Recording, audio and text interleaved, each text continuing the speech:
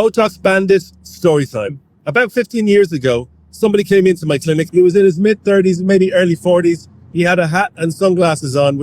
He sat in reception with the hat and sunglasses on, which obviously should have been a red flag. Then he came into my room and he took off the hat and glasses. I said, okay, so how can I help you today? And he said, oh, I want to get Botox and filler. He looked pretty young. So I was like, Botox and filler? I was like, what do you want to treat? He goes, oh, just everything, which was suspicious. But anyway, I said, right, well, maybe you need this area and that area. I don't think you need your forehead done. You don't really have many lines there. I don't know if you need filler here, but actually you could treat your nasolabial folds. Anyway, he finished the treatment and he said he was happy. He put his hat and glasses back on and went outside. And this is where the trick comes in. He got to the receptionist and he took out a roll of hundreds. And when he went to pay, he said, oh, actually, do you guys take card? My receptionist said, yeah, of course. So he said, I'm just going to go to my car and get my card. Is that all right? The receptionist said, sure, okay.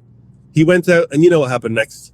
He never came back. After about an hour, we had a chance to talk because it was a busy clinic. And the receptionist said, hey, that guy went out to get his card and never came back. Did he rob Botox? And we were like laughing because I guess he did. Should we call the police? Can we call the police for someone stealing Botox? We didn't know what to do. Just then we got a phone call and on the phone was a woman. And she said, hi, my partner was in there earlier on.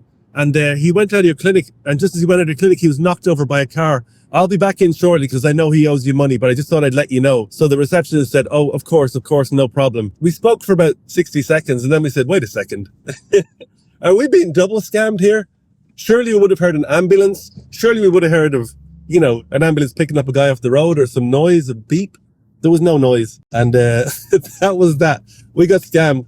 There's a guy walking around Dublin with a face full of Botox. And actually in the same period, that same guy went to a couple of different clinics apparently and was hitting them all up for Botox. So he should be pretty recognizable because he's had way too much work done.